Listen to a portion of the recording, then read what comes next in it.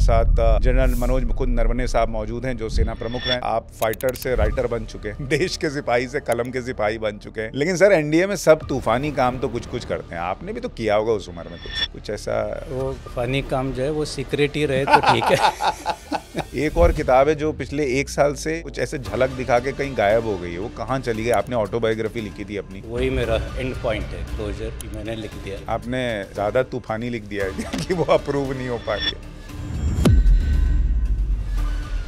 अग्निवीर की जो योजना है वो सेनाओं को भी एक तरीके से उनके ऊपर लाद दी गई, या उनको भी तब पता चला कि ऐसा कुछ आ रहा है, जबकि सरकार का ये कहना है कि भाई सबसे डिस्कस करके ये हुआ था। जो एक्सेप्ट्स आए, जैसे हमेशा कहते हैं, वो एक्सेप्ट्स आउट ऑफ कंटेक्स्ट लिए जा रहे हैं। तो ये जब डिस्कशन हो रहा था सर अग्निवीर को लेके कि हम ऐसा कुछ लाना चाह रहे हैं, उस डिस्कशन का पार्ट आप थे या आपसे कभी पूछा गया था? हाँ जरूर, हम सभी चीफ्स इस डिस्कशन का हिस्सा थे। जब ये कहा जाता है कि भाई सरकार तो एक तरह से युवाओं को भर्ती कर रही है और इनको पेंशन नहीं मिलेगी और इनको तो ऐसे ही बस मरने के लिए लेकर आ गए हैं, बताइए क्या कर दिया है, मतलब जो पॉलिटिक्स होती है अग्निवीर के आसपास। मैं इन लोगों को यही बताऊंगा फिर से कि पहले आप इतिहास देखो। जैसे मैंने कहा कि पहले भी पेंशनेबल सर्विस नहीं होती थी, तब तो कोई नहीं कहता था कि इनको मरने के लिए भर्ती कर रहे हैं। लेकिन राहुल गांधी जो कह रहे हैं, आपको लग रहा है वो फौज के लिए, उसके सेंटिमेंट के लिए डैमेजिंग है? ये सारे चीज़ें जो होती है बैकग्राउंड में, जो बैकग्राउंड नॉइज, उसको हम हटा देते हैं। जो किया है हमें मालूम है, और हमें और किसी का एंडोर्समेंट नहीं चाहिए या उसके एंडोर्समेंट की ज़रूरत नहीं है। वो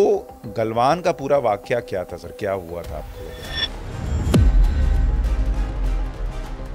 आपने तब ये भी सजेस्ट किया था कि चाइना पर अटैक करना चाहिए, ऐसा कुछ था? तो फिर मैं यही कहूँगा कि राहुल गांधी से लेकर सुब्रमण्यम स्वामी तक सब ये दावा करते हैं कि भाई चीन ने भारत की जमीन हथिया ली। क्या ऐसा हुआ है? चीन भारत की जमीन कब्जाए बैठा है?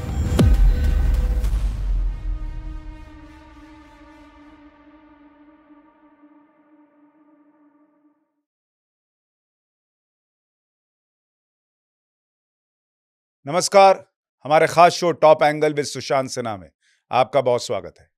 टॉप एंगल, जहां हम किसी भी विषय को थोड़ा टॉप एंगल पर जाकर देखने का प्रयास करते हैं ताकि उसे बेहतर ढंग से समझ सके और वृहद तौर पर देख और समझ पाए। और आज जो हमारे साथ शख्सियत हैं वो हमें इस देश की सुरक्षा, देश के अंदर सुरक्षा के नाम पर जो पॉलिटिक्स होती है, और Agniveer, China, Pakistan, internal security, Bharat जो दुनिया में सब कुछ चल रहा है, युद्ध के बीच के हालात के बीच किस तरह से तैयार है और कितना मजबूत है, इन सारी चीज़ों पर टॉप एंगल से देखने में मदद करेंगे। हमारे साथ जनरल मनोज मुकुंद नरवणे साहब मौजूद हैं जो सेना प्रमुख रहे हैं। सर बहुत बहुत स्वागत है आपका। धन्यवाद सुशांत, और आपने ये मौका दिया मुझे आपके साथ बातचीत करने का। सर सबसे पहले तो मैं दर्शकों को बता दूं कि आप फाइटर से राइटर बन चुके हैं, देश के सिपाही से कलम के सिपाही बन चुके हैं। तो ये जर्नी कैसी है? और ये सर की नई किताब आई है, द कंटोनमेंट कॉन्स्पिरेसी, जो अब मार्केट में आ चुकी है सर। हाँ, मार्केट में आ चुकी है। अमेज़न पर लोग ऑर्डर कर सकते हैं। तो ये फाइटर से राइटर की जर्नी कैसी रही, और बंदूक उठाना और कलम उठाना दोनों में कुछ फर्क महसूस हो रहा है सर? अंग्रेजी में एक कहावत है, the pen is mightier than the sword. तो तो हमने तो बंदूक उठाई नहीं सर, हम कलम के सिपाही, हमको पता नहीं, आपने दोनों उठा रखी है। तो अलग अलग चीज़ों करने का अलग अलग एक समय होता है। और एक तो हम 40 साल फौज में रहे हैं, सभी मोर्चों पर हमने अपनी ड्यूटी निभाई है। तो रिटायरमेंट के बाद सोचा कि थोड़ा सा ये लिखने के अंदाज पे भी चला जाऊं। ये नहीं कि पहले बिल्कुल भी मैंने कुछ लिखा नहीं था, 1-2 शॉर्ट स्टोरी लिखे थे, और जो प्रोफेशनल मैगज़ीन और जर्नल हैं उसके लिए भी मैंने आर्टिकल लिखे हैं। तो उसी सिलसिले में मैंने सोचा कि चलो एक और कुछ ट्राई करते हैं, और इसलिए ये किताब का आइडिया पैदा ये हुआ। कहानी क्या है दरअसल, द कंटोनमेंट कॉन्स्पिरेसी? वैसे तो ये फिक्शन है, लेकिन इसमें थोड़ा अगर आप बताएं दर्शकों को कि इसमें आपने क्या समेटा, क्या कहानी, कुछ रियल लाइफ से भी लिया आपने?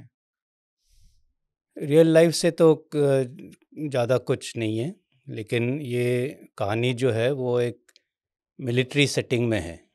तो क्योंकि ये, और नाम ही है कैंटोनमेंट कॉन्स्पिरेसी, इसका मतलब एक मिलिट्री कैंटोनमेंट, मिलिट्री गैरिजन में ये कहानी चलती है। और ये एक मर्डर मिस्ट्री है। तो ओह! ये नहीं कि मेरे होते हुए किसी कैंटोनमेंट में कोई मर्डर हुआ है या ऐसे। तो ये पूरी तरह से काल्पनिक है। अ, लेकिन क्योंकि ये एक मिलिट्री गैरिज़न में सेट है और आर्मी के संदर्भ में है, तो लाज़मी है कि आर्मी के बारे में भी साथ-साथ बातचीत होती रहती है कि फ़ौज में कब कैसे आते हैं, आर्मी का तो दिनचर्या कैसे होता है, तो उसमें सोशल लाइफ भी का ज़िक्र भी है। ड्यूटी, ऑनर, कर्तव्य कैसे निभाना होता है। और ख़ास करके जो इस कहानी के 2 मेन कैरेक्टर है, हीरो और हीरोइन, रोहित और रेणुका, दोनों नेशनल डिफेंस एकेडमी से आए हैं। तो वहाँ पर भी जो क्वालिटीज़ एक अफ़सर में देखे जाते हैं, डाले जाते हैं, और कैसे वो ट्रेनिंग के बाद रियल लाइफ में काम आते हैं। तो इसका सारा ये मिश्रण है।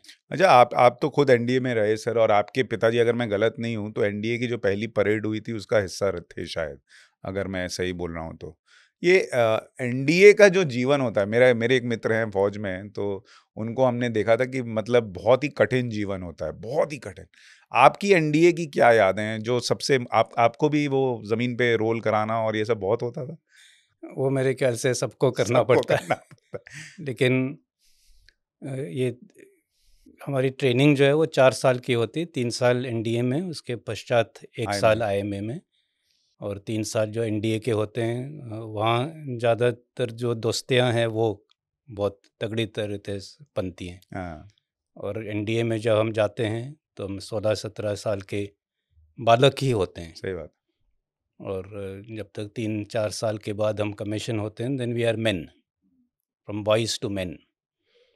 तो हाँ, लेकिन ट्रेनिंग काफ़ी कठिन है, और एक उसके लिए एक अलग मेंटल मेकअप चाहिए होता है। और वो मेंटल मेकअप ना सिर्फ ट्रेनिंग के दौरान, लेकिन वो पूरी ज़िंदगी भर, क्योंकि सर्विस के दौरान भी उसी तरीके के कठिन परिस्थितियाँ जो है वो सामने आएंगी। तो एनडीए एक तरफ से आपको ये जो टफनिंग अप है, ये एक्सट्रीम फिजिकल एक्सरसाइज, वो आपको इन चुनौतियों को का सामना करने के लिए वो आपको तैयार कर रहा है। लेकिन सर, एनडीए में सब तूफ़ानी काम तो कुछ-कुछ करते हैं। आपने भी तो किया होगा उस उम्र में कुछ? कुछ ऐसा? वो तूफ़ानी काम जो है वो सीक्रेट ही रहे तो ठीक है। कोई बताने लायक हो, या आपको सबसे कठिन सज़ा वहाँ क्या मिली थी? कठिन सज़ा तो मैं ये कहूँगा कि एक बार मुझे मेरी कोई गलती नहीं थी, लेकिन उसके बावजूद जो है मेरे ऊपर मैं कह सकता हूँ, जो मेरे सीनियर थे, कैडेट सीनियर नहीं बल्कि जो इंस्ट्रक्टर होते हैं वहाँ पे, उनको कुछ गलतफ़हमी हो गई जिसकी वजह से उन्होंने मुझे वो सज़ा दी। उसको एनडीए में रिस्ट्रिक्शंस कहते हैं। रिस्ट्रिक्शन होता है कि जो आपका नॉर्मल रूटीन है उसके अलावा भी आपको थोड़ा रगड़ा देते हैं। अच्छा। रोज़ ट्रेनिंग के बाद तो मतलब वो एक तरह से मतलब डबल काम हो गया। तो ये नहीं कि वो सज़ा जो है वो इतनी कठिन है कि नहीं कर सकते, लेकिन क्योंकि वो उस गलतफ़हमी से मुझे वो सज़ा दी गई, वो मुझे थोड़ा-सा चुभा कि मेरी उसमें कोई गलती नहीं थी, फिर भी मुझे ये झेलना पड़ा। हाँ, लेकिन जीवन है सर। जीवन हाँ, में कई जीवन बार भी गलतियाँ नहीं होती हैं, फिर भी सहना पड़ता है, और जीवन अपने तरीके से तैयार कर रहा होता है। मेबी वो भी उसका और पार्ट हाँ, है। और ये भी मैं कह रहा हूँ कि ये भी एक किस्म की तैयारी थी कि हमेशा ये नहीं कि आपको सब रास्ता साफ़ ही मिले, हाँ, कई बार ऐसे भी होगा ज़िंदगी में। सही बात है। सर, आपकी इस किताब की तो हम चर्चा कर रहे हैं। एक और किताब है जो पिछले 1 साल से कुछ ऐसे झलक दिखा के कहीं गायब हो गई है। वो कहाँ चली गई? आपने ऑटोबायोग्राफी लिखी थी अपनी। वो है कहाँ? कब आ रही है सर वो? हाँ, वो भी किताब अभी रिव्यू है, अच्छा। अंडर रिव्यू एमओडी के साथ, हुँ। और वो पब्लिशर और एमओडी संपर्क में है। तो मेरा काम था किताब लिखना और पब्लिशर को देना, और अभी वो जो भी आगे की कार्रवाई है वो, जैसे कहा मैंने, वो पब्लिशर और मिनिस्ट्री के बीच में। मैं सिर्फ ये कहना चाहूँगा कि लिखने में मुझे बहुत संतुष्टि मिली और वही मेरा मतलब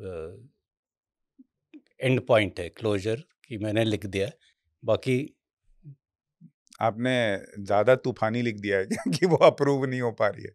नहीं, ऐसे कुछ नहीं, वो हाँ। मैंने नॉर्मली लिखा है, लेकिन एमओडी शायद देखना चाहेगा कि ऐसे कोई चीज़ ना हो जो नेशनल सिक्योरिटी को कॉम्प्रोमाइज़ करें, या जिससे कि जो बाकी हमारे अच्छे दोस्त हैं, उनको कोई आइडिया ना मिले कि हम क्या कर रहे हैं या क्या नहीं कर रहे हैं, हाँ। या हमारी जो क्या काबिलियत है। तो इसलिए रिव्यू करने में कोई मतलब हर्ज नहीं है, होना भी चाहिए। हाँ, क्योंकि रिव्यू में थोड़ा लंबा वक़्त लग रहा है, इसलिए लोगों को लग रहा है कि ऐसा क्या लिख दिया आपने कि रिव्यू करने में इतना नहीं, लंबा। वो तो इतने सारे काम होते हैं लोगों को, लेकिन आपको उम्मीद है किताब हाँ, आएगी? उम्मीद है कि आएगी कभी ना कभी। वैसे जब वो किताब के कुछ हिस्से बाहर आए थे, तो कुछ-कुछ कंट्रोवर्सीज़ हुई, कुछ लोगों ने सवाल उठे, पूछे, उसके कुछ हिस्से बताए गए कि एक तो ये था कि जिस पर बड़ा विवाद हुआ कि आपने शायद उस किताब में लिखा कि भाई अग्निवीर की जो योजना है वो सेनाओं को भी एक तरीके से उनके ऊपर लाद दी गई या उनको भी तब पता चला कि ऐसा कुछ आ रहा है, जबकि सरकार का ये कहना है कि भाई सबसे डिस्कस करके ये हुआ था। वो जो एक्सर्प्ट्स आए वो जैसे हमेशा कहते हैं, वो एक्सर्प्ट्स आउट ऑफ कॉन्टेक्स्ट लिए जा रहे हैं। तो ये नहीं कि इसके बारे में चर्चा नहीं हुई थी, लेकिन क्या दूसरे भी आर्टिकल आए हुए हैं कि इसके ऊपर 200-300 मीटिंग हुए, जो कि एकदम सही है, और ये डिस्कशन की बात है। डिस्कशन अग्निवीर पर। अग्निवीर पर, और डिस्कशन में सभी लोगों के मुद्दे सुने जाते हैं, सभी लोग अपना विचार प्रकट करते हैं, और उसके बाद एक फैसला लिया जाता है। एक टाइम होता है डिस्कशन का, और फिर एक होता है डिसीजन, और उसके बाद है डिलीवरी। तो डिस्कशन के टाइम पे मेरा हमेशा कहना रहा है कि दिल खोल के बात करनी चाहिए। उस वक़्त पीछे नहीं हटना चाहिए या झिझकना नहीं चाहिए। लेकिन एक बार जब डिसीजन हो गया, फैसला ले लिया, तो उतनी ही गहराई से और उतना ही दिल लगा के उसको अमल करना है। तो ये जब डिस्कशन हो रहा था सर अग्निवीर को लेके कि हम ऐसा कुछ लाना चाह रहे हैं, उस डिस्कशन का पार्ट आप थे या आपसे कभी पूछा गया था कि हाँ, भाई ज़रूर, हम सभी चीफ्स इस डिस्कशन का हिस्सा थे। फाइनल अग्निवीर आने के पहले? हाँ जी, फाइनल अग्निवीर आने से पहले तो ये नहीं कि अ, हमारे साथ अचानक आप एक सुबह उठे और हाँ, पता चला? और सारे ये जो मीटिंगें हुई, इसमें हम सारे इसका हिस्सा थे। और जो फाइनल अग्निवीर आया, उसमें आपका भी इनपुट था? हाँ, ज़रूर, हमारे सभी चीफ्स का इनपुट था। स्वर्गीय जनरल बिपिन रावत जो सीडीएस थे, उनके भी इनपुट थे। तो मेरा ये कहना है इसके ऊपर कि योजनाएं कई होती हैं, और एचआर के जो पॉलिसीज़ हैं, हर ऑर्गेनाइजेशन में वो बदली होते रहते हैं। तो बदलाव लाने में कोई हर्ज नहीं है। जिसके एक मेन जो इसके ऊपर टीका कर रहे लोग कि बदलाव क्यों किया? तो इसका मतलब ये नहीं कि हमेशा जो 200 साल से चल रहा है वही चलते वही रहो चलता अगले रहे, 200 सही साल बात। तक, वो सही अप्रोच दुनिया नहीं है। बदल गई, वक़्त हाँ, बदल गया। दुनिया बदल गई, वक्त बदल गया, तो उसके साथ हमें भी बदलना चाहिए। तो मुझे जो है इस योजना से आपको आपको याद है सर अग्निवीर जब योजना आई इनिशियली जब आप लोगों की चर्चा शुरू हुई, आपका फर्स्ट रिएक्शन क्या था जब पता चला कि ऐसा कुछ चेंज होने जा रहा है, सरकार कुछ सोच रही है? और इसकी इसकी नींव कहाँ से पड़ी थी कि कुछ अग्निवीर जैसा करना चाहिए? जब स्कीम फाइनली अनाउंस हुआ, ये नहीं कि वो हमें मालूम नहीं था कि ये आने वाला है, क्योंकि जैसे मैंने कहा इतने सारे मीटिंग और डिस्कशन हुए थे उसके ऊपर, और उसमें सिर्फ सर्विस चीफ नहीं, बाकी मिनिस्ट्री के सेक्रेटरी भी थे, मिनिस्टर्स भी थे। तो ये एक ऑनगोइंग प्रोसेस होता है डायलॉग का, और जब कभी कोई नई पॉलिसी बनती है तो हमेशा ये गवर्नमेंट का वही हिस्सा होता है। ये नहीं कि अचानक एक दिन कोई पॉलिसी कोई डिक्लेयर करे। तो ये ऐसे हमें मालूम था कि ये अनाउंसमेंट होने वाली है। तब तक मैं तो रिटायर हो चुका था, तो मेरे रिटायरमेंट के बाद ही एक्चुअल अनाउंसमेंट हुआ। नहीं, लेकिन जब कंसीव हुआ सर, और जब आप लोगों का डिस्कशन शुरू हुआ, जैसे एक नैरेटिव है कि ये नरेंद्र मोदी के दिमाग की उपज है और उन्होंने सब पे डाल दिया है। नहीं, ऐसे नहीं है। और जैसे ये मैंने जब पैसे पहले भी जिक्र कर रहा था कि एचआर पॉलिसीज़ बदली होते रहते हैं, तो बदलाव लाने में कोई इसमें हर्ज नहीं है। कई लोगों को ये भी मालूम नहीं होगा कि 1976 तक ऐसे पेंशनेबल सर्विस थी ही नहीं। तब भी जवान 7 साल के बाद रिलीज़ हो जाते थे और पेंशन तब उनको नहीं मिलता था। तो तब वो योजना थी, फिर पेंशनेबल हो गया, अब एक तीसरी किस्म की योजना आई है, तो उसमें हर्ज क्या है? उसमें लेकिन ये अच्छा है, बुरा है, इसमें कोई तब्दीली लाने की ज़रूरत है, वो वक़्त वक़्त बताएगा। और कोई भी पॉलिसी हो, वो एकदम शुरू करते वक़्त 100% सही हाँ, नहीं होती। क्योंकि आप नई चीज़ कर रहे नई हैं। नई चीज़ कर रहे हैं, तो हुँ। अगर कोई बदलाव लाने की ज़रूरत है, कोई अगर चीज़ लगती है कि नहीं ये ठीक नहीं हो रहा या ये और डालने की ज़रूरत है, वो तो चेंजेस होते रहेंगे। हुँ। जैसे अभी जनरल वीके सिंह का भी मैंने पॉडकास्ट किया था और उन्होंने भी यही कहा था कि भाई एक नई चीज़ आई है, 100% परफेक्ट है, ऐसा कोई नहीं कह रहा। हम उसको ट्राई कर रहे हैं, देख रहे हैं, इनपुट मिल रहा है, फीडबैक मिल रहा है, समझ में आ रहा है कि अच्छा ये अच्छा किया था, ये वाला थोड़ा भी ट्वीक करने की ट्वीक ज़रूरत करने है। की ज़रूरत तो है, उसको हाँ। कर लिया तो जाएगा, ये ट्वीकिंग होती रहेगी। होती रहेगी। जैसे कई लोगों को अभी ये लगता है कि जो अग्निवीर अभी अब्ज़ॉर्ब कर रही है सेना, उसकी संख्या बढ़ाई जा सकती है। कई लोगों को ऐसा लगता है। कई लोगों की का ये कहना है। और जो अभी एक रायसीना डायलॉग हुआ था, उसमें जो सेना अध्यक्ष हैं, उन्होंने भी इसके ऊपर बातचीत की थी कि रिकमेंडेशंस ली गई हैं सभी लोगों से और उसके ऊपर विचार विमर्श हो रहा है और कुछ न कुछ आगे जाते होते इसमें कुछ और अनाउंसमेंट्स होंगे या आपको कोई एक चीज़ लगती है जो चेंज किया या उसको थोड़ा ट्वीक किया जा सकता है अग्निवीर को? जब आप ऐसा 2 साल हो गया और उसको देख रहे हैं, आपको क्या लग रहा है? कोई ऐसी चीज़? जो भी बदलाव लाना है वो ऐसे इमोशन के तौर पे नहीं होना चाहिए। वो एम्पिरिकल डेटा के ऊपर जो खास फीडबैक है, जो ऑब्जेक्टिव क्राइटेरिया है, उसके ऊपर होना चाहिए। तो वो ऑब्जेक्टिव क्राइटेरिया और जो फीडबैक है वो म- मुझे यकीन है कि वो आर्मी, नेवी, एयरफोर्स, और जब मैं आर्मी कहता हूँ मतलब all three all services, 3 services. तो अपने कमांड से ले रहे होंगे, नीचे वालों से ले रहे होंगे, और जो भी फीडबैक है उसके ऊपर वो फिर अपने रिकमेंडेशंस बनाएंगे। लेकिन इस वक्त वो क्या फीडबैक है और उस फीडबैक को देखते हुए क्या बदलाव लाने चाहिए, वो मेरे ख्याल से जो अभी कुर्सी में है हाँ, वो उनके बेहतर बता उनके सकते ऊपर हम छोड़ देते हैं। हैं। सही बात है। पर सर जब ये इस पर पॉलिटिक्स होती है और जब आप ऐसी-ऐसी लाइनें सुनते हैं, क्योंकि जनरल नरवणे आप वो व्यक्ति हैं, जो आप उस डिस्कशन का हिस्सा थे जब ये सब हो रहा था अग्निवीर को फॉर्मलाइज़ करने के लिए, ऐसी योजना आनी चाहिए, ये होना चाहिए, वो होना चाहिए, जो भी सारी चीज़ें, और फिर चीज़ फाइनल हुई। जब ये कहा जाता है कि भाई सरकार तो एक तरह से इन युवाओं को भर्ती कर रही है और इनको पेंशन नहीं मिलेगी और इनको तो ऐसे ही बस मरने के लिए लेकर आ गए हैं, बताइए क्या कर दिया है। मतलब जो पॉलिटिक्स होती है अग्निवीर के आसपास, वो आपको लगता है सेना पे जो सैनिक है उसके मनोबल पे, जो फौजी हैं, जो अफ़सर हैं, उनके मनोबल पे प्रभाव डालती है कि भई वो लड़ने जा रहा है और ये सोचे कि यार मैं मरने के लिए आया हूँ क्या? मतलब या मुझे सिर्फ़ ऐसे ही ले लिया गया है, मैं अग्निवीर जो है वो थोड़ा नीचे है, बाकी दूसरे ऊपर हैं। ये प्रभावित करता है क्या? मैं इन लोगों को यही बताऊंगा फिर से कि पहले आप इतिहास देखो। जैसे मैंने कहा कि पहले भी पेंशनेबल सर्विस नहीं होती थी, तब तो कोई नहीं कहता था कि इनको मरने के लिए भर्ती कर रहे हैं। तब भी लोगों ने अच्छी सर्विस की है।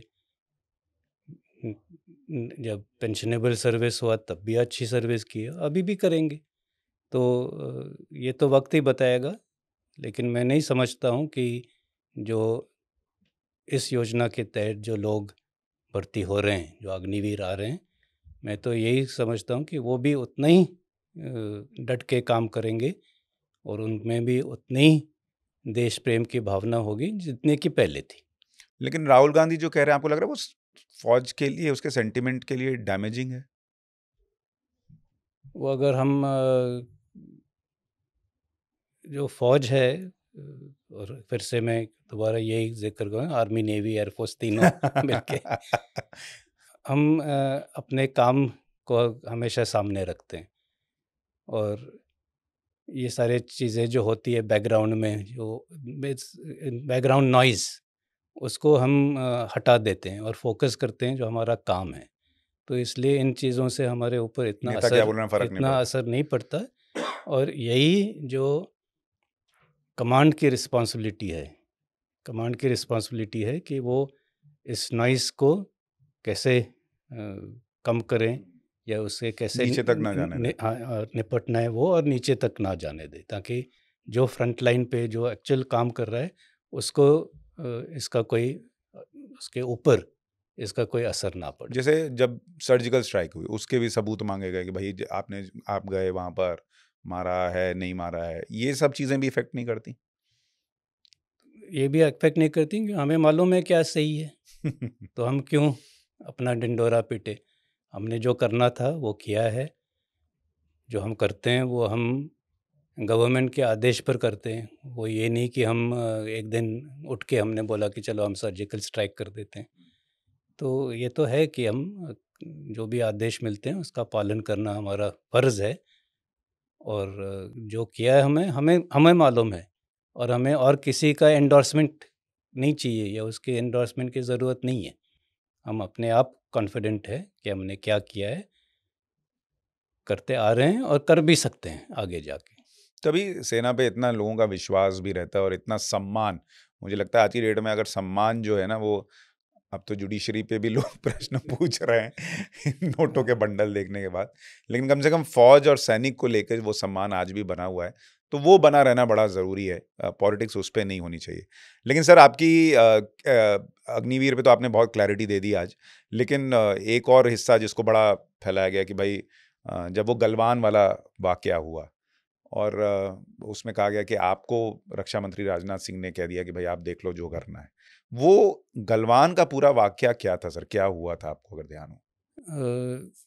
हमने अग्निवीर के ऊपर बात की है, और भी चीज़ें हैं गलवान वगैरह, लेकिन मेरे ख्याल से अभी ये एमओडी में रिव्यू में है, तो इसको हम फ़िलहाल रहने नहीं, देते आपने हैं। जो बुक में लिखा उसको छोड़ देते हैं, हाँ, हाँ, लेकिन तो गलवान के वो वक़्त जब सारा थोड़ा इंटर रिलेटेड है, अच्छा, तो मैं समझता हूँ कि क्योंकि ये रिव्यू में है, जैसे हम कहते हैं सब जुडिस जो कोर्ट में है, इसलिए इसके ऊपर मेरे ख्याल से चर्चा हम ना करें। लेकिन तो चीन का जो अटैक था सर, जिस तरह से वो आए, चीन ने कभी माना नहीं कि उसके कितने लोग मर गए। बहुत हुआ तो उसने पहली बार शायद ही माना होगा कि हमको भी कैजुअल्टी हुई है। आपका आकलन क्या है, कितने लोग मरे होंगे? हाँ, तो इसके ऊपर मैं ज़रूर टिप्पणी कर सकता हूँ कि चीन लगातार ना सिर्फ इंडिया के साथ, लेकिन बाकी उसके छोटे पड़ोसी देश जो है, और साउथ चाइना सी में जहाँ पर भी उनके ऐसे डिस्प्यूट हैं, वो सभी लोगों के साथ ऐसे अपनी कार्रवाई कर रहा था, थोड़ा सा डरा रहा था, धमका रहा था, और एक स्ट्रेटेजी फॉलो कर रहा था जिसको हम सलामी स्लाइसिंग कहते हैं, कि छोटे छोटे कदम उठाओ। और वो छोटे कदम इतने भी छोटे नहीं थे।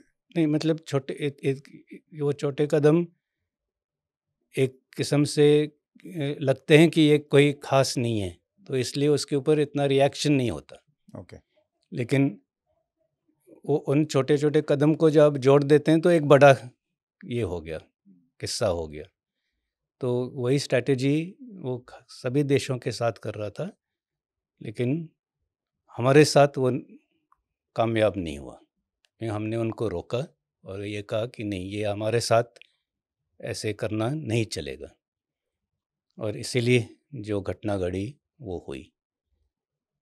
आपने कहा कि चीन ने कोई कैजुअल्टीज नहीं माने, बहुत नंबर नहीं बताए। नंबर नहीं बताए। कई महीनों के बाद उन्हें 4 या 5 बोले हैं। तो इसके ऊपर फिर मैं ये कहना चाहूँगा कि हमें नंबर्स गेम में नहीं पड़ना चाहिए कि हमारे कितने उसके कितने, तो इसलिए ये इसलिए वो, उसको हम थोड़ा हट के रख देते हैं।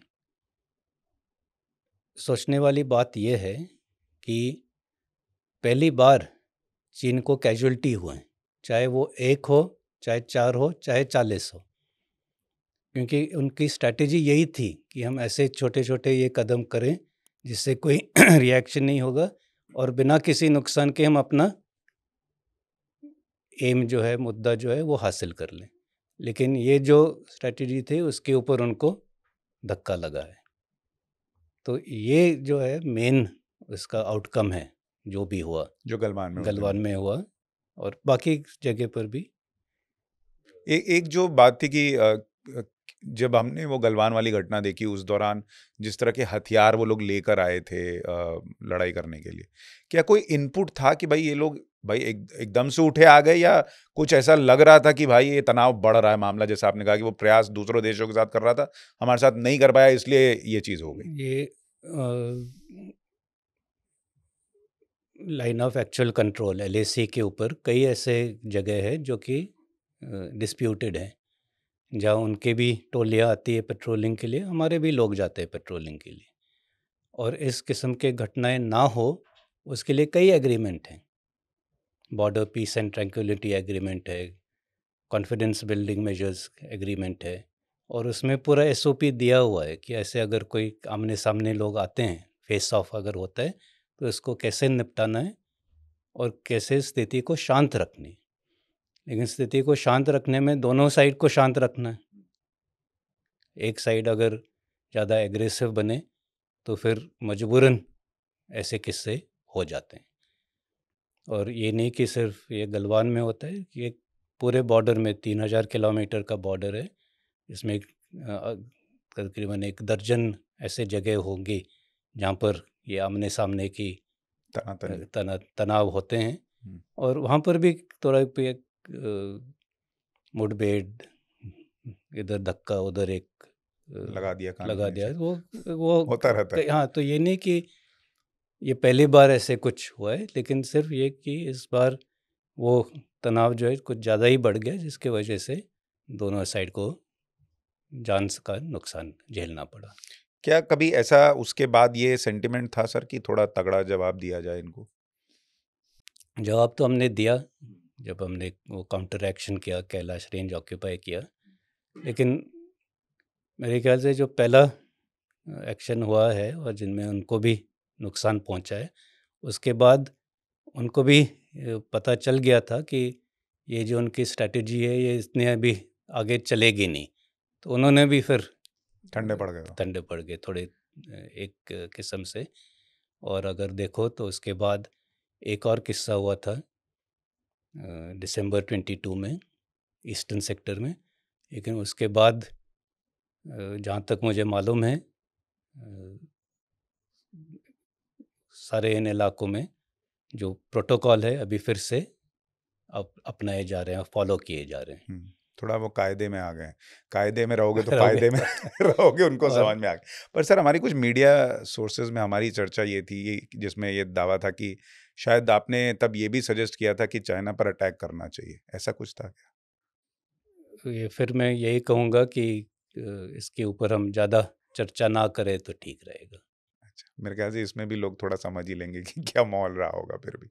लेकिन जब ये सारी घटनाएं हुई उसके बाद आज भी एक चीज़, भाई चाइना पीछे रहा, आप खुद बता रहे हैं कि कायदे में रहोगे तो फायदे में रहोगे, ये चाइना को भी समझ में आया। पहली बार चाइना ने माना कि कैजुअलिटी हुई है, जो वो मानता नहीं है।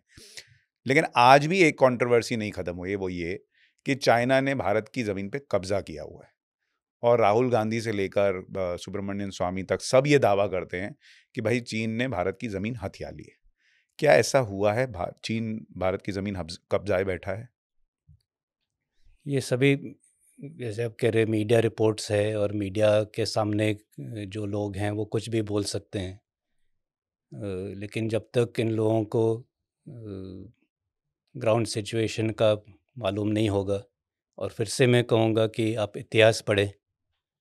और हाल ही मेरे ख्याल से अपने फॉरेन मिनिस्टर ने भी एक किसी कॉन्फ्रेंस में ये कहा था कि हमेशा लोग ये कहते हैं कि ये इतना स्क्वायर किलोमीटर इधर चला गया, इतना स्क्वायर किलोमीटर उधर उधर चला गया।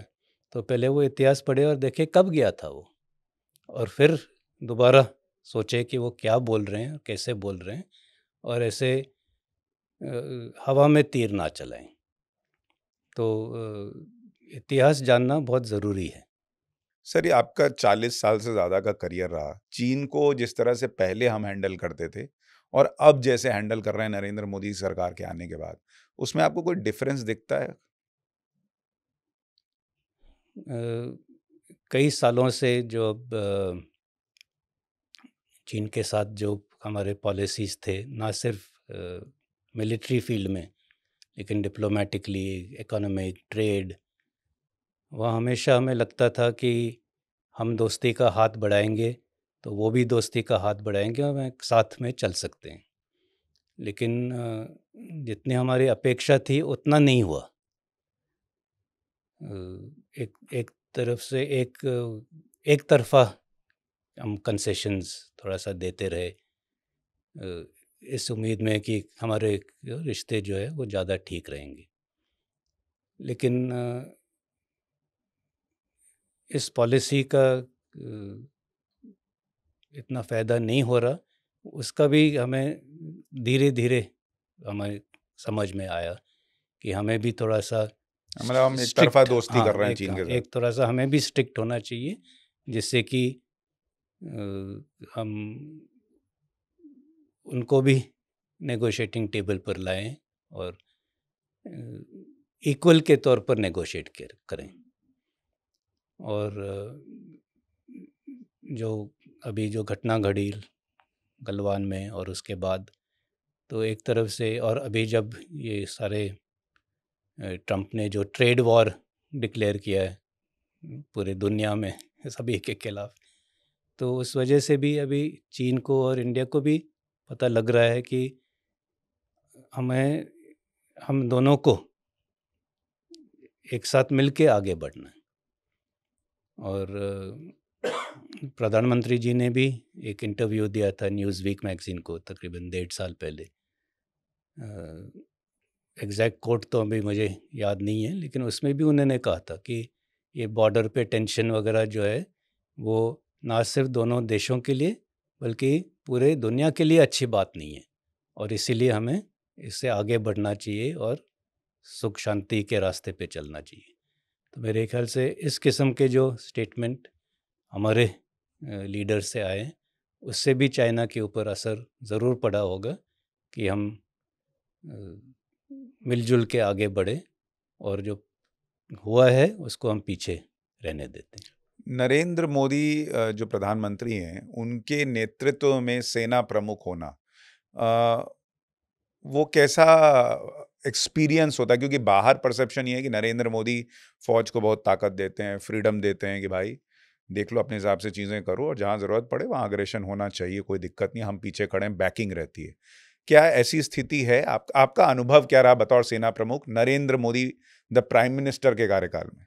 आप कह रहे कि मैं प्रधानमंत्री नरेंद्र मोदी जी के साथ सेना प्रमुख था और तुलना क्या हो सकती है? तुलना मतलब जो आपने सुना हो, बाकी को देखा हो। तो मैं तो एक ही प्रधानमंत्री के साथ था।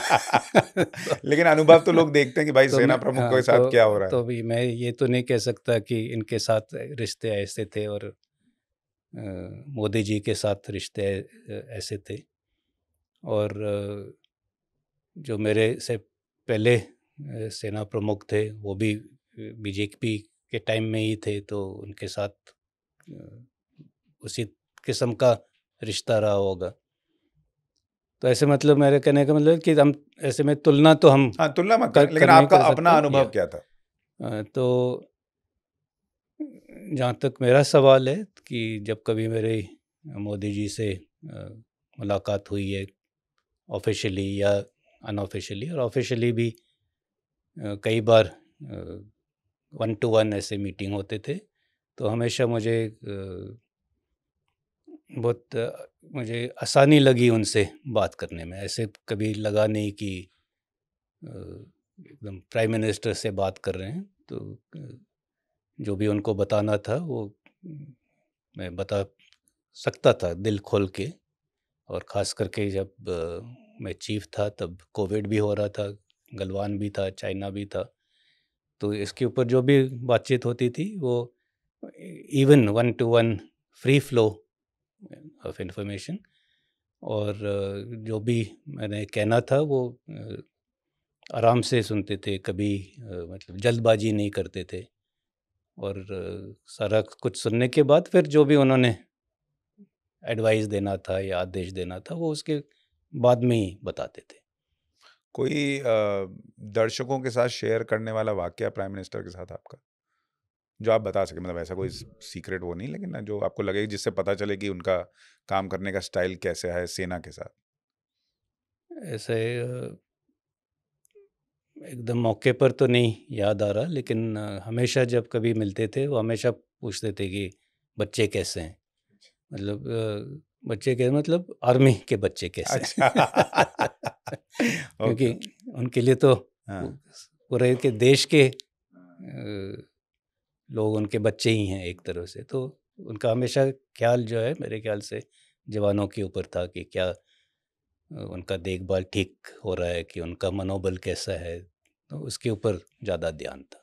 और इसीलिए शायद वो दिवाली मनाने अक्सर जो है वो बॉर्डर पे चले जाते हैं वो भी ताकि। उन्होंने ही परंपरा शुरू की है कि सारे मिनिस्टर, खास के प्राइम मिनिस्टर, रक्षा मंत्री, वो बॉर्डर पे जाते हैं दिवाली के ऊपर, दशहरा के ऊपर, ताकि लोगों का जो है जवानों का मनोबल हमेशा ऊंचा रहे। कई चीज़ें फौज में मुझे लगता है प्राइम मिनिस्टर मोदी के आने के बाद चेंज हुई, जैसे जो करगिल रिव्यू कमेटी थी उसने कई सिफारिशें तब की थी, जिसमें एक चीफ ऑफ डिफेंस स्टाफ भी था जो कि सीडीएस बाद में अब नरेंद्र मोदी सरकार में हुआ, जो जनरल बिपिन रावत बने। या फिर जिस तरह से जो डिफेंस इक्विपमेंट्स हैं वो देश में बनने शुरू होने चाहिए, और अब हमारा डिफेंस एक्सपोर्ट बढ़ रहा है, जो कि भारत के लिए बहुत बड़ा अचीवमेंट है क्योंकि हम हमेशा से इम्पोर्ट करते रहे हैं। ये भी दिखाता है क्या कि नरेंद्र मोदी की सोच इस देश में सेना को मजबूत को करने को लेकर कैसी है? ना सिर्फ सेना को, लेकिन मैं इसको थोड़ा बढ़ाना चाहूँगा कि देश को। मेरे ख्याल से उनका विचार ये है कि देश को कैसे मजबूत बना सकते हैं, और सेना उसका एक हिस्सा है। तो हमेशा मैं जहाँ जाता हूँ, लेक्चर देता हूँ, हमेशा वहाँ पर भी कहता हूँ कि एक होल ऑफ नेशन एफर्ट होता है, और इस होल ऑफ नेशन एफर्ट में हर नागरिक का हाथ है। यानी इसकी सिर्फ आर्मी ही देश की सुरक्षा के लिए जिम्मेदार है, और सुरक्षा के कई पहले होते हैं। एक तो मतलब लड़ाई वाला, फिर एनर्जी सिक्योरिटी भी हो सकता है, फूड सिक्योरिटी, हेल्थ, एनवायरनमेंट। तो ऐसे आपका सिक्योरिटी का ये दायरा को जो है थोड़ा सा बढ़ाओगे तो देखोगे कि ये पूरे देश की जिम्मेदारी है, हमें अपने आप को सुरक्षित रखना, महफूज रखना। तो मैं कहूँगा कि उनकी जो सोच विचार है मोदी जी की, वो ऑल एनकम्पेसिंग है, होलिस्टिक, और उसमें सेना भी एक हिस्सा है। और इसमें आत्मनिर्भरता, मेक इन इंडिया जो प्रोग्राम है वो सिर्फ एक आर्मी के लिए नहीं, लेकिन बाकी सभी इंडस्ट्रीज़ के लिए भी लागू है, ताकि हमें दूसरे लोगों के ऊपर, दूसरे देशों के ऊपर इतना रिलायंट नहीं होना चाहिए कि अगर कुछ ऐसे ब्लैक स्वॉन इवेंट होता है जैसे कि कोविड, कि हमारा पूरा ही कामकाज जो है एकदम ठप पड़ जाए। सर, ये चाइना क्या चीज़ है, थोड़ा समझाएंगे कि अरुणाचल में गांव अपने नाम पे कर देना, या धीरे धीरे आगे बढ़ने का प्रयास करना, 2 कदम बढ़ो 1 कदम पीछे जाओ वाला हिसाब, या जब चाइना से ये डिसंगेजमेंट की बैठकें होती हैं, ये लोग किस तरह से डील करते हैं? क्या ये थोड़ा अगर दर्शकों को समझाएं, हम लोग ऐसा न्यूज़ में तो बताते हैं, लेकिन आपका अनुभव फर्स्ट हैंड है तो आप बेहतर बता सकते हैं, ये चीज़ क्या है चाइना? मैं ये कहूँगा कि हमारे सिस्टम जो है चाइना और इंडिया के अलग अलग हैं। वो एक कम्युनिस्ट कंट्री है, हम एक डेमोक्रेसी है। तो वो अलग सिस्टम का काम करने का तरीका ही अलग होता है। और क्योंकि वो एक कम्युनिस्ट कंट्री है, उनके पॉलिसीज़ वगैरह जो है वो एक लॉन्ग टर्म है, और जो गवर्नमेंट के ऊपर डिपेंड नहीं करती। जैसे आप यूएस में देख रहे हो कि एक गवर्नमेंट चेंज हो गया तो पूरी पॉलिसी ही चेंज हो गई।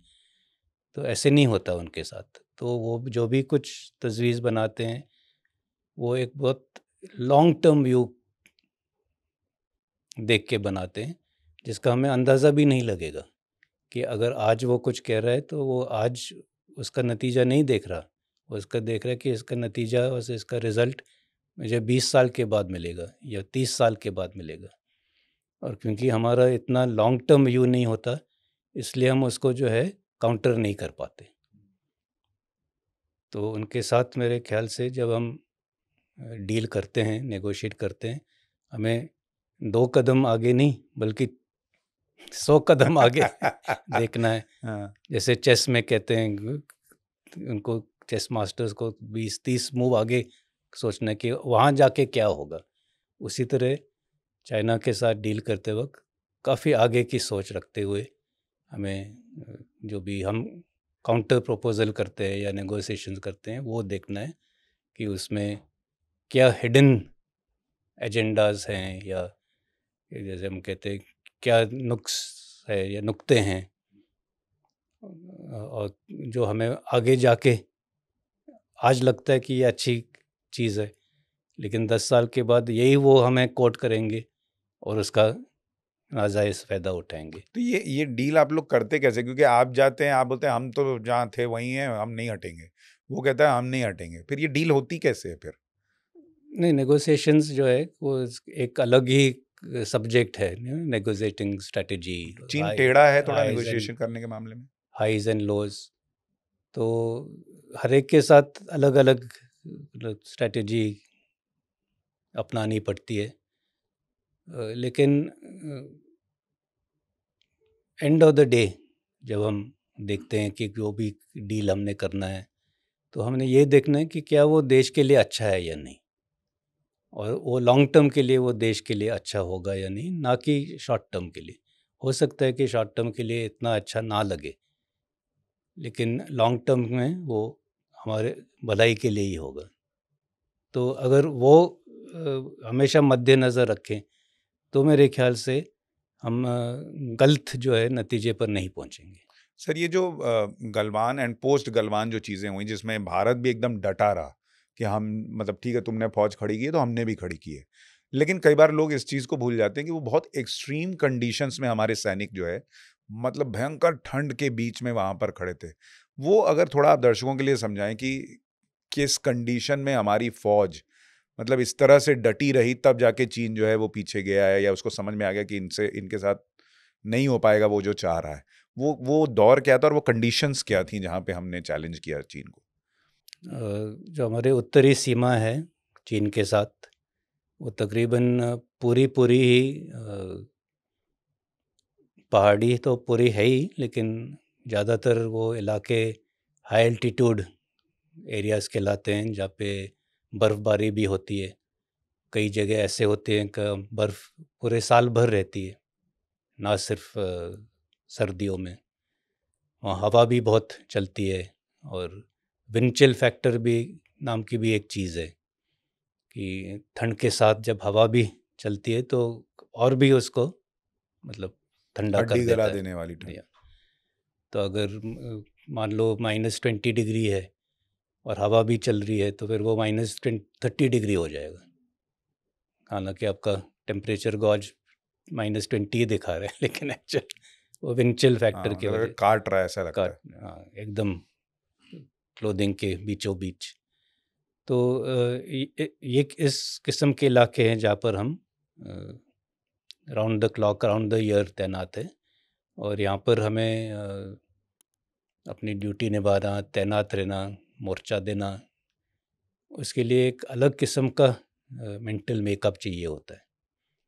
और मैं ये कहूँगा कि हमारे जवान जो है वो एक बहुत स्टडी स्टॉक से आते हैं, और उनको इन किस्म के कठिनाइयों का सामना करना मुश्किल है, लेकिन वो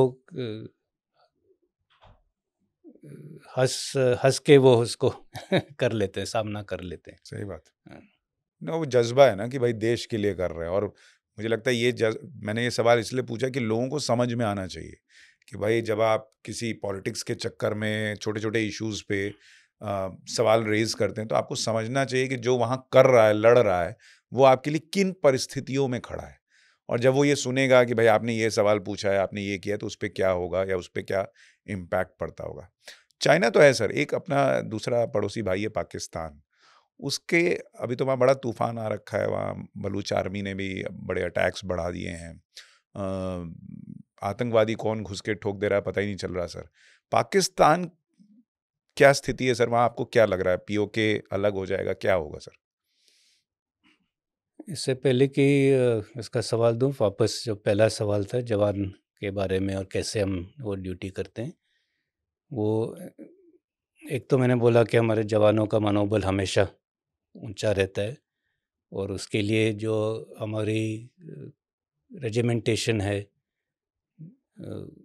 उसका भी एक कंट्रीब्यूशन है, योगदान है कि हमेशा जो बटालियन है, रेजिमेंटल स्पिरिट जो होती है, एस्प्री द कोर, ये सारी चीज़ें ओवरनाइट नहीं बनती।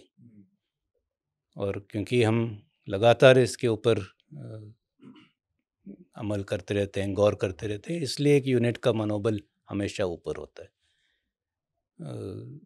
और यही रेजिमेंटल स्पिरिट के वजह से हम ये सारे काम कर सकते हैं कि हमने अपने यूनिट को धोखा नहीं देना है। जो भी जवान है, चाहे जवान हो, जेसीओ, ऑफिसर, एनसीओ, जो भी है, वो कहता है कि नहीं, मेरे हरकतों के वजह से मेरी यूनिट की इज्जत पर एक मिट्टी नहीं या छींटे नहीं होने चाहिए।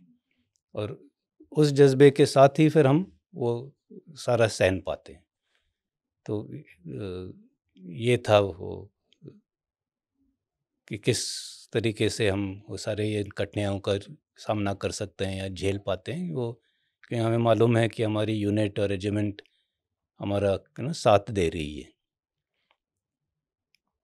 जहाँ तक हमारा पाकिस्तान वेस्टर्न नेबर है, पहले तो मैं ये कहना चाहूँगा कि अगर हमारे पड़ोसी देश में कुछ स्थिति अच्छी ना हो तो उससे हमें खुशी नहीं होनी चाहिए, क्योंकि वो आग जो है वो हमारे एक तरफ भी फैलेगी, चाहे वो पाकिस्तान हो, चाहे वो म्यांमार हो।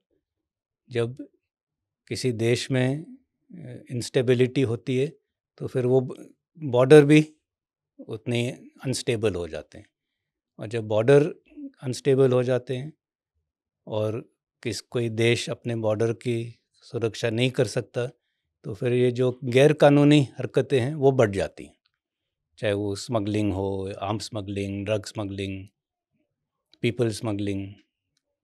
तो ये ऐसे हरकतें बढ़ जाती हैं, ड्रग्स, और उसका फिर असर हमारे ऊपर भी पड़ता है। तो इसलिए गुड और स्टेबल नेबर हमारे लिए भी अच्छा ही है। तो हम तो हमेशा चाहेंगे कि पर उसके लक्षण स्टेबिलिटी वाले हैं नहीं। हम तो चाहेंगे कि वो स्टेबल रहें। हाँ। तो इसलिए वो उससे कैसे निपटाते हैं अपनी इंटरनल सिक्योरिटी सिचुएशन को, वो तो उनका इंटरनल मामला है। लेकिन उनको ये भी पता होना चाहिए कि हमारे उनके साथ वैसे कोई दुश्मनी नहीं है, उनके साथ भी हम हमेशा दोस्ती का हाथ बढ़ाते आ रहे हैं। लेकिन टू वे स्ट्रीट है, जब तक वो नहीं चाहेंगे कि हम दोस्ती का हाथ बढ़ाएं, जब तक वो टेररिस्ट और टेररिस्ट इंफ्रास्ट्रक्चर का साथ देते रहेंगे तो नुकसान उन्हीं को होगा। ये जो उन्होंने स्ट्रैटेजी अपनाई है, डेथ बाय 1000 कट्स, तो वो कट्स उन्हीं को लग रहे हैं, हमें नहीं लग रहे। सही बात। 1980 के करीब, अर्ली 80s में पाकिस्तान और हमारा जीडीपी तकरीबन बराबर था। अभी 40 साल बाद हम कहाँ के कहाँ पहुँच गए हैं, और वो उधर के उधर ही रह गए। तो इसका मतलब उनकी वो स्ट्रैटेजी काम नहीं कर रही। जब स्ट्रैटेजी काम नहीं कर रही तो हमसे दुश्मनी क्यों? अगर हमारे साथ दोस्ती होगी तो वो भी बढ़ेंगे, हम भी बढ़ेंगे। उसमें एक बड़ा रीज़न ये भी है सर कि कई लोग कई बार चर्चा करते हैं कि दोनों देशों की आप फौज को भी कंपेयर करें। वहाँ के जो फौजी हैं, उनका सत्ता में इंटरेस्ट बहुत है, उनको देश चलाना भी है, सत्ता परिवर्तन भी करना है, और वहाँ के जो फौजी हैं वो प्राइम लोकेशन पे बड़े-बड़े बंगलोज़ में रहते हैं, बहुत पैसा कमा रखा है, वैसा हिसाब है। हमारे यहाँ के फौजी, उनका सत्ता से कोई लेना देना नहीं है, वो उधर चलो भाई, हमारा काम है देश की सुरक्षा करना। बहुत क्लियर डिवीजन है। दूसरा कि मैंने देखा आपने एक पोस्ट किया था कि आपने एक फ्लैट लिया है और उस पे लोग लिख भी रहे थे कि भाई पाकिस्तान में तो बड़े बड़े बंगलों में रहते हैं, यहाँ सेना प्रमुख को फ्लैट में रहना पड़ रहा है। तो ये भी एक कॉन्ट्रास्ट है जिसकी वजह से पाकिस्तान इस हालत में, आपको लगता है ऐसी? हमारे देश में जो डेमोक्रेटिक ट्रेडिशंस है वो, हालांकि हमें इंडिपेंडेंस दोनों को एक साथ ही मिला था, लेकिन हमारे देश में वो जो डेमोक्रेटिक ट्रेडिशंस है उसने फर्मली जो है वो बैठ गया है, उसके रूट्स जड़े जो है वो अच्छी तरीके से बैठ गए हैं। और इसीलिए जो डेमोक्रेटिक ट्रेडिशन में है कि वो जुडिशरी, एग्जीक्यूटिव, लेजिस्लेचर अलग अलग चेक्स और बैलेंसेस रखते हैं, आर्म्ड फोर्सेस को हमेशा अपोलिटिकल रहना है, तो ऐसी चीज़ें जो है पिछले 70 साल में हमने भी सीखते हुए इसको हम ऐसे एक स्टेबल डेमोक्रेटिक नेशन बने, जो कि पाकिस्तान अनेक रीजंस की वजह से वो नहीं कर पाया। तो एक तो ये कारण है कि हम इतना आगे बढ़े और वो उधर के उधर रह गया। और क्योंकि उनकी पॉलिटिकल इंस्टेबिलिटी थी, इसलिए वो आर्मी को कई बार दखल अंदाजी करनी पड़ी। जैसे ही वो हुआ तो आर्मी भी पॉलिटाइज होगी। और अब वो कहते हैं कि 3 प्लेयर हैं, गवर्नमेंट, जुडिशरी और आर्मी, जो कि नहीं होना चाहिए। नहीं होना चाहिए, आर्मी को गवर्नमेंट का आर्मी होना चाहिए। राइट। जैसे हमेशा कहते हैं कि Pakistan is a army with a country, not a country with a army. तो वो पूरे देश उन्हीं को मतलब उन्हीं के भलाई के लिए है, या उन्हीं का, जैसे आप कह रहे थे, बंगला हो चाहे जो भी है। तो लेकिन मेरे ख्याल से वक्त के साथ पाकिस्तान के लोगों को भी पता चलेगा कि उनके भलाई के लिए कौन काम कर रहा है। उनके भी लीडर कौन से हैं जो सत्ता के लिए नहीं बल्कि उनके जेन्युइन वेलफेयर के लिए काम कर रहे हैं। और हो सकता है आने वाले दिनों में वो भी एक अच्छा स्टेबल डेमोक्रेटिक नेशन बने। आपको पाकिस्तान का कोई नेता देख के लगा कि यार ये थोड़े दिन टिक जाता, स्टेबल रहता तो पाकिस्तान कुछ सुधर जाता? उस नज़रिए से मैंने कभी देखा नहीं है, क्योंकि हम जैसे कहा कि पॉलिटिक्स से हम दूर रहते हैं। इमरान खान का लेकिन बड़ा हाइप बना था कि इमरान खान आएंगे, कुछ करेंगे, वो खुद ही जेल में है अब। अब वो अभी उनके सभी लीडरों का वही हाल होता है। हाँ, मतलब वो जो वहाँ पहुँच के लोगों का यही हाल हो ही जाता है, ऐसा लग रहा है। इसलिए जैसे मैंने पहले कहा कि एक स्टेबल नेबर हो तो वो हमारे लिए भी अच्छा ही रहता है। पीओके क्या मिशन, पीओके जो कई बार भारत में कहा जाता है, कई लोग नेता भी कहते हैं कि भाई पीओके एक दिन भारत में आ जाएगा, आपको लगता है ये संभव है कि पीओके भारत से मिल जाए? वो हमेशा हम यही कहते हैं कि पीओके तो हमारा हिस्सा है। It is occupied territory, disputed territory, जो कि 47-48 में पाकिस्तान ने ज़बरदस्ती कब्ज़ा किया। हालांकि फिर अपने फॉरेन मिनिस्टर जयशंकर जी ने इसके ऊपर भी बात की थी कि उन्होंने अटैक हमारे ऊपर किया, लेकिन हमें जो विक्टिम है उनको भी हम उसी दर्जे पर रख रहे हैं, अटैकर को और विक्टिम को, जो कि सही नहीं है। और हम गए थे यूएन में as a bigger nation, as a more mature nation. हम गए थे यूएन में कि आप इसको निपट लो इस मामले को, और कई यूएन रेजोल्यूशन हुए इसके ऊपर। और एक तो यूएन रेजोल्यूशन ये था कि प्लेबिसिट होना चाहिए, लोगों को चुनना चाहिए कि वो किसका हिस्सा बनना चाहते हैं, जैसे कि बाकी जगह में होता है। लेकिन उसकी पहली शर्त यह है कि जितने भी ट्रूप्स हैं वो वापस जाने चाहिए, फिर प्लेबिसिट होगा। अगर आप ऑक्यूपाइड टेरिटरी में प्लेबिसिट करोगे तो कैसे वो फ्री और फ्रैंक कैसे होगा वो? तो हमें अभी भी कह रहे हैं कि हमें पीओके हमारा हिस्सा है, लोगों को चुनने दो, लोगों को फैसला करने दो कि वो किसको ज्वाइन करना चाहते हैं। और जो भी पीओके के सिटीजन होंगे, जब वो तुलना करेंगे कि हम कहाँ के कहाँ पहुँच गए हैं और पाकिस्तान कहाँ पर है, तो मेरे ख्याल से चॉइस विल बी वेरी बहुत क्लियर ऑब्वियस कि है। कहाँ किसके साथ जुड़ना चाहिए लेकिन किसी फ़ायदा लेने के मिलिट्री लिए। एक्शन के थ्रू पीओके ले लें, ये तो संभव नहीं है, या ऐसा होगा नहीं? जो कायदे हैं इंटरनेशनल लॉ वगैरह, तो पहले हमें उसको देखना चाहिए और जैसे कहा कि अगर प्लेबiscite करें और लोगों के ऊपर छोड़ें। हम क्यों ये सोचें कि ऐसे कोई एक्शन लेनी चाहिए या ज़ोर ज़बरदस्ती करना है। अगर हम ज़ोर ज़बरदस्ती करेंगे तो फिर हम में और पाकिस्तान ने जो किया 47 में रज़ाकार भेज के और लड़ाई की, तो हमें दोनों में क्या फ़र्क पड़ा?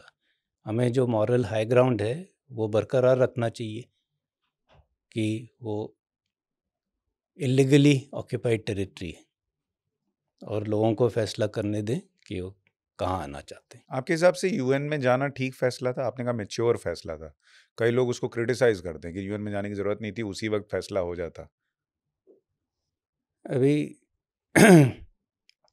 हिस्ट्री हमेशा कहते हैं कि 2020 हाइंडसाइट में होता है। आपका तो नजरिया क्या है ऐसी? तो वो उस वक्त सही था, गलत था, वो अभी इसके ऊपर चर्चा करना मतलब बेमतलब है। क्या उस वक्त हम पूरा पीओके ले सकते थे या नहीं, वो it is a theoretical debate. तो मैंने तो कई पूर्व फौजियों को ही कहते सुना है कि हम ले सकते थे, नेहरू बेकार चले गए यूएन में। वो वो ये बात ज़रूर है कि हम उस वक्त उन्होंने हमने उनको रोक दिया था और कई इलाकों से वापस भी खदेड़ दिया था और हो सकता है कि उसी मोमेंटम में और भी इलाके हम ले सकते थे, लेकिन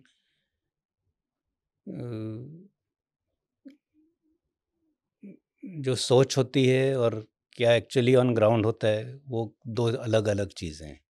तो उस वक्त जब फैसला लिया लिया गया तो उसके पीछे कई फैक्टर्स होंगे जो कि हमें मालूम नहीं है। तो हमें हमेशा यही सोचना चाहिए कि जानबूझकर कोई गलत फैसला नहीं लेता। जब कभी हम कोई फैसला लेते हैं हमारे पर्सनल लाइफ में भी, ना सिर्फ देश के प्रधानमंत्री के लेवल पे, जब कभी हम कोई फैसला लेते हैं हमें हमेशा लगता है कि वो सही फैसला है उस वक्त के लिए। तो हमें ये मान के चलना चाहिए that was the best at that point of time. Pakistan, China, और कई बार जब हम चर्चा करते हैं और जनरल बिपिन रावत भी ये कहते थे कि हम 2.5 मोर्चे पे लड़ाई लड़ रहे हैं, एक तो पाकिस्तान, एक चाइना हो गया, और एक दूसरा जो आधा मोर्चा है वो देश के अंदर कई बार जिस तरह की परिस्थितियां बनती हैं, फिलहाल जो परिस्थितियां बन रही हैं, जिस तरह से कभी पत्थरबाजी की घटना हो जाती है, कभी आगजनी की घटना हो जाती है, आपको देश की इंटरनल सिक्योरिटी को लेकर आपका असेसमेंट क्या है? कोई खतरा आपको दिखता है भारत के अंदर? तो हमेशा ये इन 2.5 मोर्चे की बात करते हैं तो इसको मैं फिर थोड़ा सा उल्लेख करना चाहूँगा कि एक है टू फ्रंट या 2.5 फ्रंट थ्रेट और टू फ्रंट वॉर। तो हम जिसका सामना कर रहे हैं वो है 2.5 फ्रंट थ्रेट। वॉर तो नहीं हुआ अभी। Right, right. हाँ, तो हम थ्रेट के तक ही सीमित रहेंगे, वो वॉर के इसमें नहीं पड़ेंगे। तो ये 2.5 फ्रंट थ्रेट जैसे आपने कहा वो चाइना, पाकिस्तान और इंटरनल सिक्योरिटी। कई नॉर्थ ईस्टर्न स्टेट्स थे जहाँ इंसर्जेंसी थी। हाफ में अगर आप ये नक्सल थ्रेट भी आप डाल सकते हैं, तो वो हाफ फ्रंट था जहाँ पर भी सिक्योरिटी फोर्सेस, सेना खास करके, और बाकी देश के जो सिक्योरिटी फोर्सेस है सीआरपीएफ, बीएसएफ, वो भी इसका हिस्सा है। पिछले 10 साल में मैं ये समझूंगा कि जो ये हाफ फ्रंट थ्रेट है वो काफ़ी हद तक कम हो गया है या ना के बराबर हो गया है। अच्छा। अगर आप सिर्फ नॉर्थ ईस्ट की बात करें, जहाँ पर ज़्यादातर आर्मी का की जिम्मेदारी है। नागालैंड में सीज़ फायर है। सीज़ फायर थोड़ी देर के लिए टूट गया था, लेकिन वो वापस हो गया। थोड़े से 2-3 डिस्ट्रिक्ट है अरुणाचल के, जो कि थोड़ा सा डिस्टर्ब्ड है। असम में जहाँ ऑप राइनो चलता था और एक काफ़ी आर्मी डिप्लॉयड थी, वो सारे इंटरनल सिक्योरिटी ड्यूटी से हटा दी गई है। मिज़ोरम शांत है, मेघालय शांत है। मणिपुर इंसर्जेंसी के तौर से शांत हो गया था तकरीबन। अभी जो हो रहा है वो अलग बात है। तो नॉर्थ ईस्ट अगर आप देखें तो वो हाफ फ्रंट वाला जो थ्रेट था, वो मोर और लेस आप कह सकते हैं कि वो ख़त्म हो गया है। और जो आर्मी है अभी उस हाफ फ्रंट के ऊपर इतना ध्यान नहीं दे रही जितना पहले देती थी। और इसलिए वो अभी अपने प्राइमरी टास्क पे, जो एक्सटर्नल थ्रेट है और चाइना है, उस पर है। दूसरी जो नक्सल थ्रेट है, वहाँ पर भी कार्रवाई लगातार जारी है। और वहाँ पर भी होम मिनिस्टर ने 2-3 बार अभी रिसेंटली बयान दिए हैं कि वहाँ पर भी बहुत अच्छे एक्शन हो रहे हैं, और वो भी थोड़ी देर में वो स्थिति भी काबू में आ जाएगी। तो मेरे ख्याल से वो हाफ फ्रंट धीरे धीरे वो ना के बराबर होते जा कई रहा है। लोगों को लगता है, और शायद आपने भी, मुझे ध्यान है अगर आपने भी कहा हो, कि मणिपुर में जो हुआ उसके पीछे कुछ इंटरनेशनल साजिश भी हो सकती है। आपको ऐसा लगता है? एक बार फिर जो ऑनगोइंग चीज़ें हैं उसके ऊपर हमें ज़्यादा बातचीत नहीं करनी चाहिए, क्योंकि उसके ज़रिए फिर दूसरे लोगों को पता चलता है कि हमारे सोच विचार क्या है, या हमारे क्या प्लान्स बन रहे हैं या पॉलिसीज़ बन रहे हैं। तो इसलिए उसके ऊपर ज़्यादा बातचीत ना करें तो ही एक ठीक है। थ्रेट लोगों को लगता है कि बार-बार इस देश में मुसलमानों को उकसाया जा रहा है और उनको उकसा के तैयार किया जा रहा है कि भाई एक एक भीड़ तैयार हो जो कि सड़क पर आ जाए, या जैसे अग्निवीर के नाम पे हुआ था कि भाई उनको भीड़ को सड़क पर लाने का प्रयास हुआ। ये जो भीड़ मोबिलाइज करने का प्रयास हो रहा है धर्म के नाम पर या दूसरे चीज़ों के ज़रिए, आपको ये थ्रेट लगता है? देखिए, हम जो है इंडिया एज एक नेशन के तौर पे, हमारे बीच में इतने सारे धर्म हैं, इतने सारे कल्चर है, रिलीजन, ड्रेस। तो अगर नॉर्थ साउथ से देखें तो और ईस्ट से वेस्ट, तो हम एक मिश्रण है। और इसलिए हम हमेशा इंडिया में एक नारा यही था, यूनिटी इन डाइवर्सिटी। अभी अगर कुछ लोग इस डाइवर्सिटी को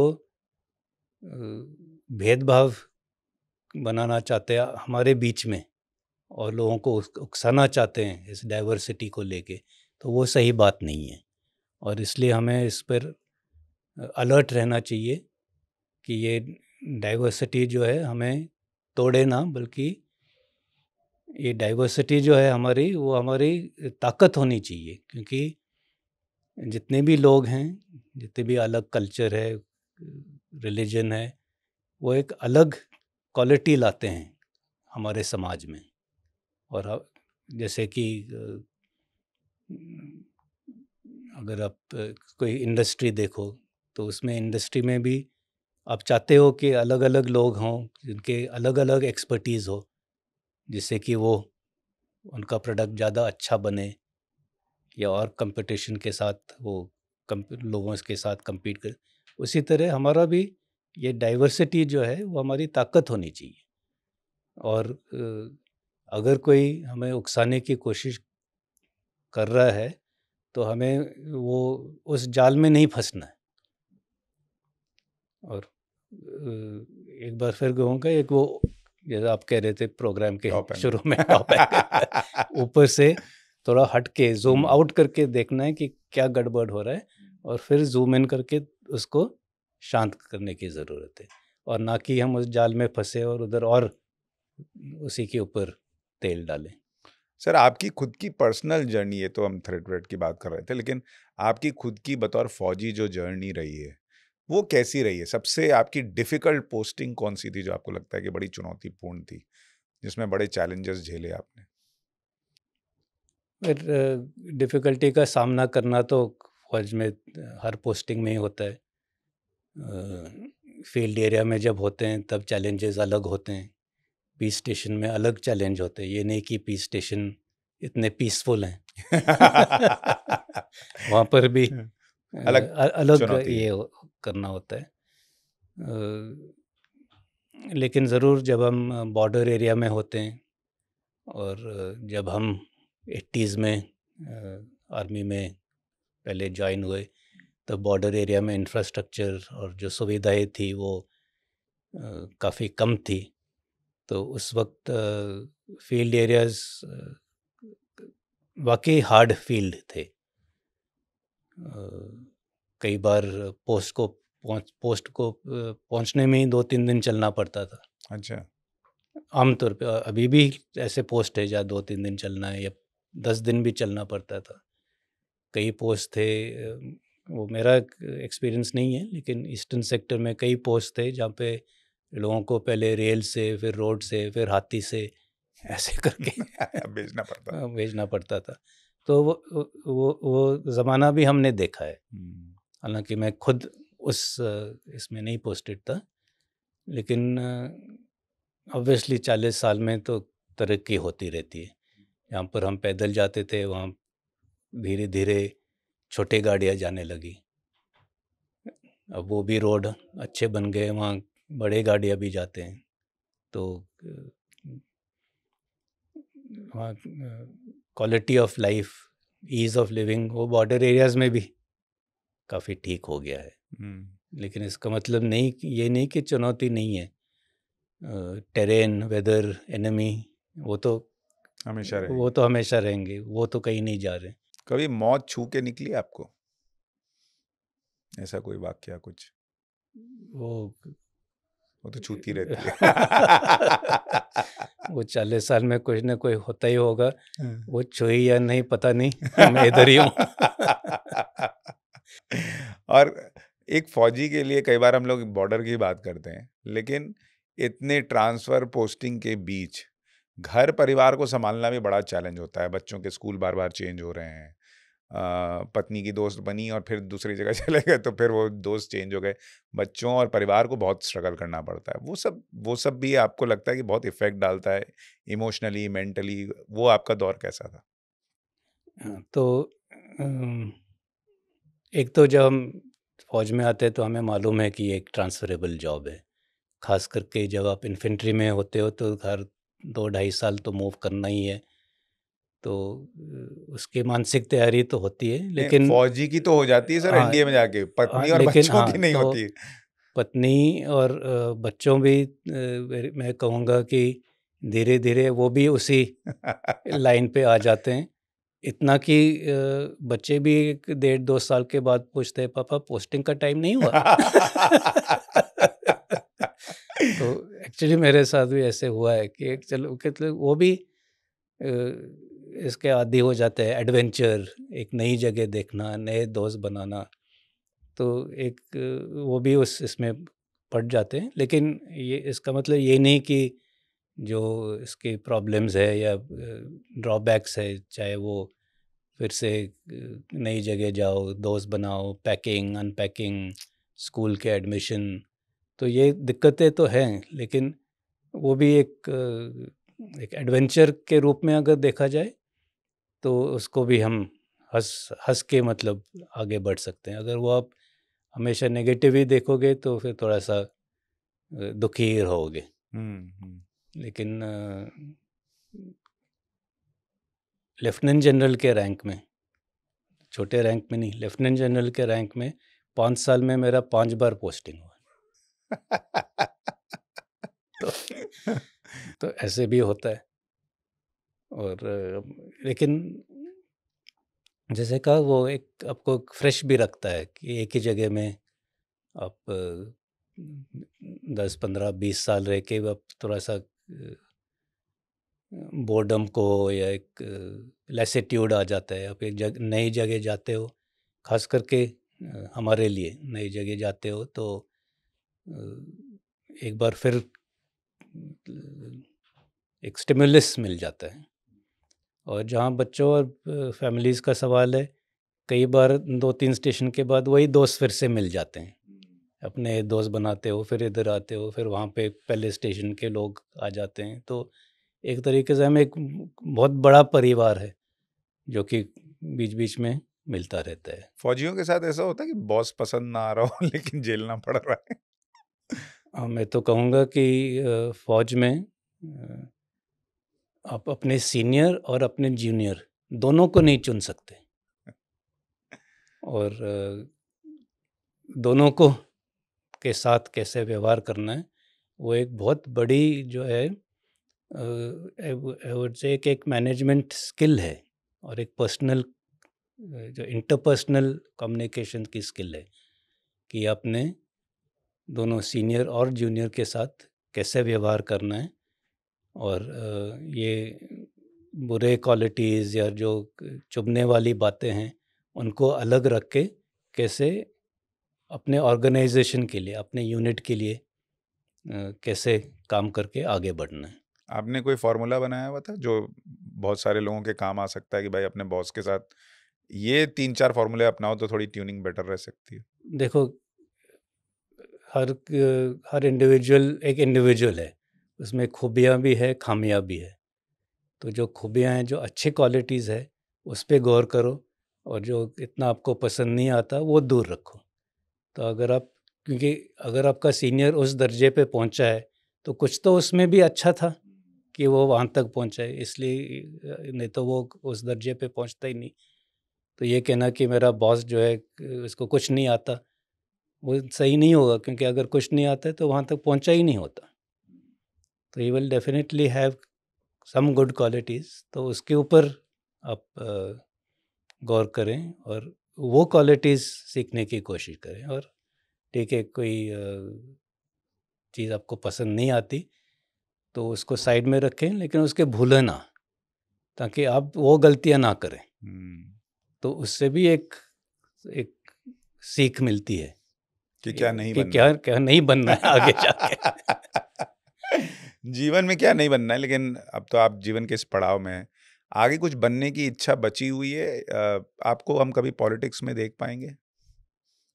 ने एक बार कहीं किसी ने पूछा था मेरे से ये सवाल,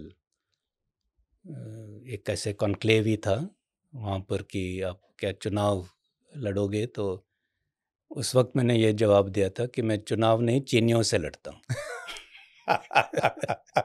वो 2-3 साल पहले की बात है। लास्ट जो चुनाव हुए थे उससे 6-7 महीने, 8 महीने पहले। तो मेरे ख्याल से मेरा जवाब अभी भी वही रहेगा कि चुनाव तो नहीं, लेकिन ये नहीं कि रिटायर हो गए तो आप देश की सेवा नहीं कर रहे। जहाँ पर मैं जाता हूँ खास करके लेक्चर देने के लिए लीडरशिप के ऊपर, मैनेजमेंट, नेशनल सिक्योरिटी, वहाँ पर फिर मैं युवकों से जब बात करता हूँ, फिर उनको भी यही कहता हूँ जो अभी आज इंटरव्यू में कहा है कि national security whole of nation effort है, जिसमें सबका योगदान है। और हमें जहाँ पर भी हो और जो भी हम काम करते हैं, उसको करते वक्त हमें यही सोचना है कि क्या ये देश के लिए ठीक है। चाहे वो इंडस्ट्री में हो, चाहे आप प्रोफेसर हो, चाहे एक आप व्हाट्सएप मैसेज फॉरवर्ड क्यों नहीं कर रहे हो, वो फॉरवर्ड करने से पहले सोचना है कि क्या इसके वजह से देश की भलाई होगी या बुराई होगी। चाहे इसको फॉरवर्ड करने से भेदभाव पैदा होंगे या हम इकट्ठा जुट जाएंगे। तो इस किस्म के जो विचार हैं, वो मैं जहाँ पर भी जाता हूँ, मैं देता रहता हूँ। तो हाँ, तो ये तो आप नेता के तौर पे भी कर सकते हैं ना जैसे बीच में मीडिया के हलकों में एक चर्चा ये भी थी कि शायद कांग्रेस ने आपको अप्रोच किया था कि कांग्रेस में आ जाइए, ऐसा हुआ था क्या? नहीं, ऐसे कभी नहीं हुआ, क्योंकि जैसे मैं कहा कि मैं पहले से साफ कह दिया था कि नहीं, ये मेरे लिए जो है वो इसमें कोई दिलचस्पी ही नहीं है। तो पॉलिटिक्स तो नहीं, लेकिन डेफिनेटली वहाँ आपको मौका बड़े लोगों को आउट ऑफ द तक क्वेश्चन। पहुँचने का हाँ, मिल सकता है अगर आप पॉलिटिक्स में आते हैं तो। नहीं, वो मेरे ख्याल से मेरा वो कैसे, वो इंक्लिनेशन भी नहीं है। वो चीन से लड़ने से ज्यादा घातक हो जाए। Known enemy is better than unknown enemy. General Naravane, बहुत अच्छा लगा आपसे बात करके, और आपके अनुभवों को सुनकर भी बहुत अच्छा लगा। और मैं दर्शकों से फिर से कहूँगा, आपकी जो किताब है the cantonment conspiracy, general Naravane को सुनने के बाद आपको ज़रूर इच्छा जग रही होगी कि इसमें इन्होंने क्या लिखा है। फाइटर से राइटर तक का सफ़र जो है, उसमें राइटर कैसा कर रहा है, फाइटर तो आप शानदार रहे हैं, राइटर कैसा कर रहा है, इसको ज़रूर देखिए।